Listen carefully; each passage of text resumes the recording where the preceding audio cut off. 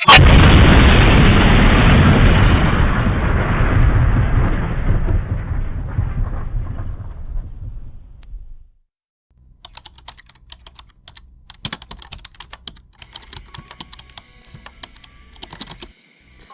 lanjut ke episode kedua dari kisah aku tak menduga ini kulakukan.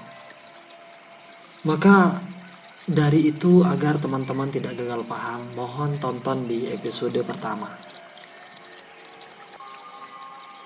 Lanjut ceritanya.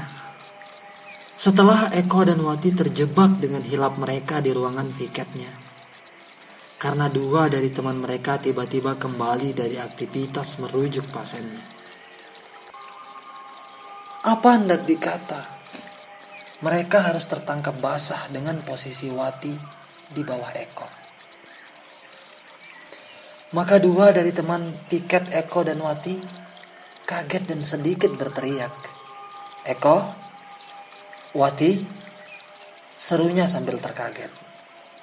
"Kalian kok begini?" Maka Wati dan Eko dengan wajah bersalahnya meminta maaf dan memohon kepada dua temannya agar apa yang mereka lihat bisa menjadi rahasia berempat. Dan ia berjanji tidak akan mengulangi lagi. Maka temannya itu sambil menasihati Eko dan Wati mengiyakan mereka untuk merahasiakan. Maka tiba pagi hari mereka berempat pulang. Sementara Eko dan Wati yang awalnya berteman baik, akhirnya di hati Eko dan Wati tumbuhlah rasa sayang. Kasihnya yang awalnya sebatas sayang teman menjadi asmara karena peristiwa malam itu. Tetap dengan merahasiakan semuanya. Pacar Wati dan pacarnya Eko tak mengetahui hal itu. Maka tetap kondisinya seperti biasa, Eko jalan dengan pacarnya.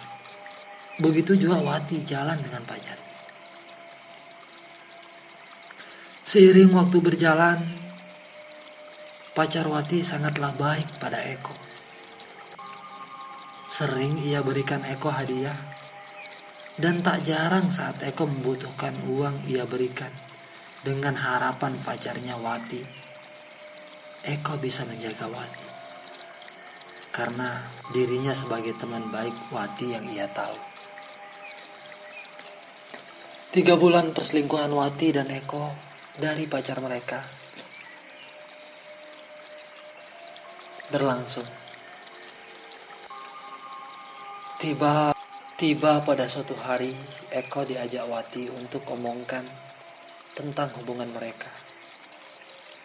Saat itu Eko menyuruh Wati memutuskan pacarnya karena ia ingin pacaran secara terbuka. Maka di sanalah Wati curhat belak-belakan pada Eko tentang pacarnya. Sebelum memulai ceritanya, Wati meneteskan air mata. Maka Eko mengartikan bahwa Wati masih menyayangi pacarnya juga. "Loh, kamu kenapa menangis?" lanjut Eko. Maka Wati mulai menceritakan begitu banyak peran pacarnya selama ini. Semua uang untuk membayar kuliahnya ditanggung sang pacar. Belum lagi bayar kontrakan, dan yang terpenting orang tuanya punya banyak utang ke pacarnya Wati.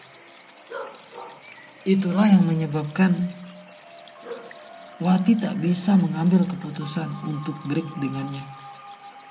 "Walaupun aku sangat menyayangimu, Eko," curhat Wati pada Eko.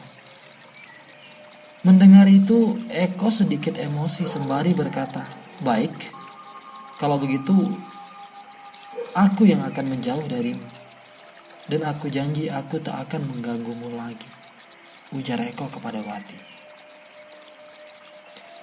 Maka Wati dengan menangis terisak-isak pergi meninggalkan Eko.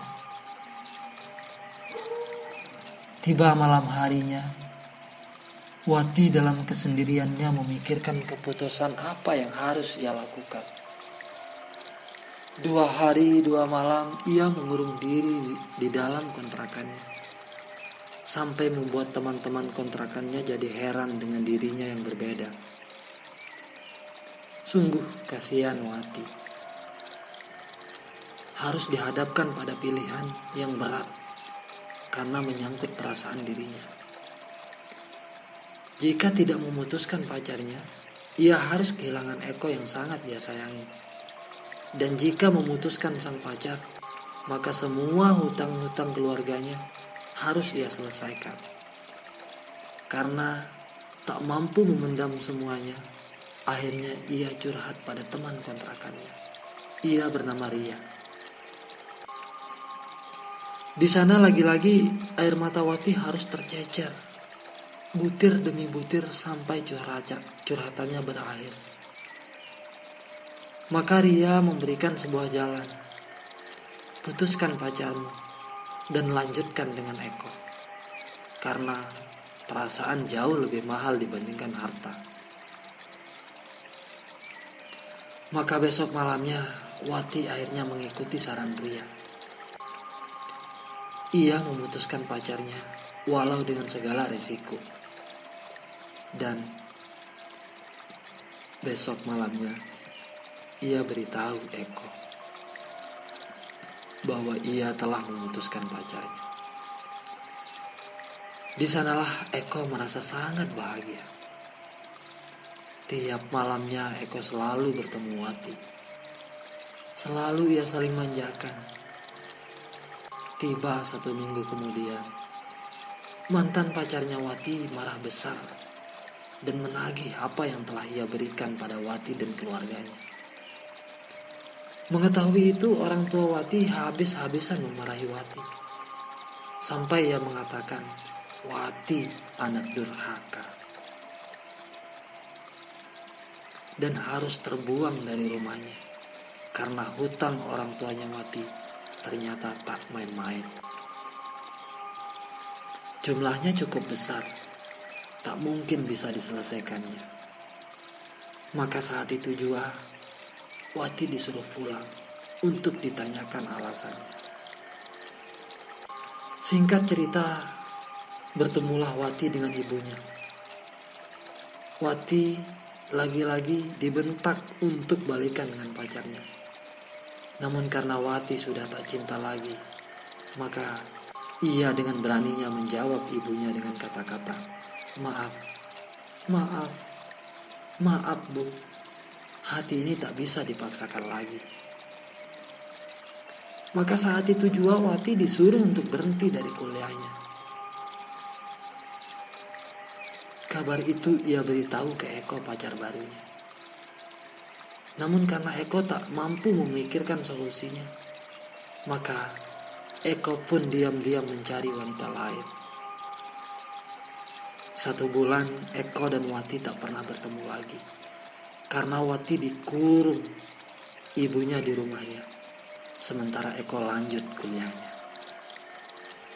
Maka kala itu Eko tak mau pusing. Ia bukannya mencari solusi buat masalahnya Wati pacarnya. Malah ia mencari wanita lain yang lebih menarik dari Wati. Namun saat itu Wati dan Eko tetap bisa saling hubungi via telepon. Tiba 1 minggu kemudian, akhirnya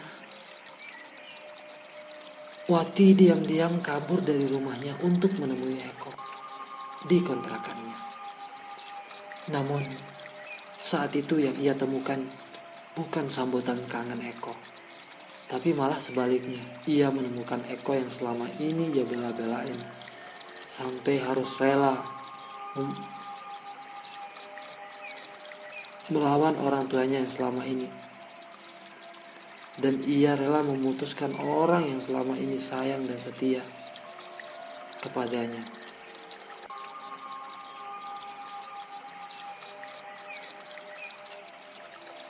Bahkan rela melawan ibunya sendiri demi Eko. Ternyata Eko sedang bersama cewek lain di dalam kamarnya kala itu. Saat itu Eko tak mengetahui kedatangan Wati. Maka yang terdengar hanya tawa bahagia Eko yang sedang bermesraan dengan wanita lain yang terlihat Wati melalui jendela kamarnya. Terima kasih telah tonton video ini.